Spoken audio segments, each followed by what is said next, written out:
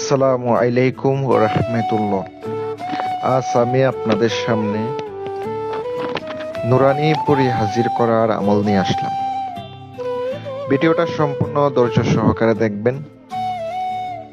যারা নুরানি পরী হাজির করার শখ আছে, ইসলামিক একবারে জায়েজ কাজ করাইতে পারেন, এমন একটি নুরানি পরীর আমল নিয়ে আজকে আপনাদের সামনে হাজির হলাম। সম্পূর্ণ ভিডিওটা দেখতে থাকুন। যদি আমার এই ভিডিওটা ভালো লাগে থাকে তাহলে চ্যানেলটি সাবস্ক্রাইব করুন, লাইক এবং কমেন্ট শেয়ার করুন। আর যারা কাজের জন্য অথবা বিভিন্ন সমস্যার সমাধান করাইতে চান, স্ক্রিনে আমার নাম্বার দেওয়া আছে, যোগাযোগ করবেন ইনশাআল্লাহ। আজকের ভিডিওটা শুরু করা যাক ভিউয়ার্স। আমি আপনাদেরকে আজকের যে আমলটি দেব, এটা অত্যন্ত পাওয়ারফুল একটি আমল। যদি করেন অবশ্যই কামিয়াবি হতে পারবেন। আমি আপনাদেরকে নিয়ম বিস্তারিত এই ভিডিওতে বর্ণনা করব।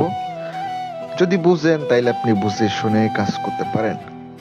সম্পূর্ণ একটি ইসলামিক একবারে খুব পাওয়ারফুল একটি জিনিস। নামটি হলো ইয়া মুহাম্মদ।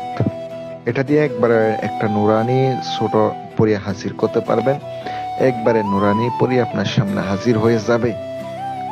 এটা আপনি কল্পনা করতে পারবেন না যে এই নামের কত পাওয়ার, কত শক্তি। আমলের জন্য জালালি জামেলি পরহেজ করতে হবে। আর দিনটা বেছে নিতে হবে রবিবারের দিন। অবশ্যই রবিবারের দিন বেছে নিতে হবে। আমলের জন্য আপনাকে যাকাত আদায় করতে হবে। আপনি 3 বেলা একজন মানুষকে আপনার উদ্দেশ্য করে, আমলের উদ্দেশ্য করে আপনি 3 বেলা খাওয়াইয়া দিবেন। এই ফকির মিসকিন যারা আছে তাদেরকে 3 বেলা পেট ভরে খাওয়াবেন। আপনি কিছুই বলা লাগবে না, আপনি খাওয়াইয়া দিয়া চলে আসবেন।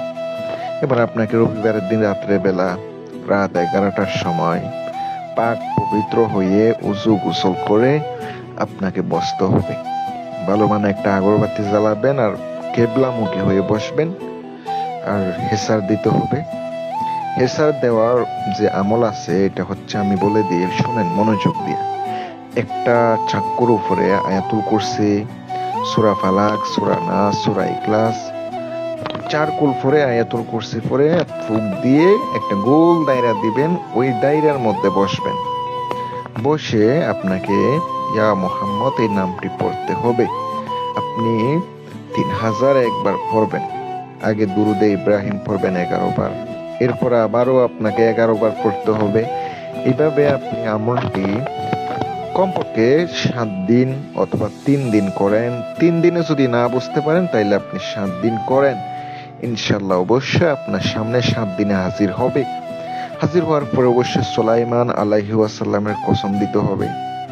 কারণ সুলাইমান আলাইহি ওয়াসাল্লামের যদি কসম দেন, উনি আপনার কথা শুনবে, মানবে। আপনি বলবেন, সুলাইমান আলাইহি ওয়াসাল্লাম কসম খাও, তুমি আমার আর আমার পরিবারের ক্ষতি করবা না।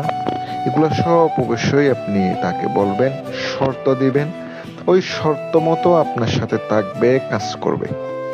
আপনি যে কোনো কাজ করুন না কেন, অবশ্যই আপনার কাজ করে দিতে বাধ্য হবে। দিলাম, উপকার পাইলে আমার জন্য দোয়া করেন।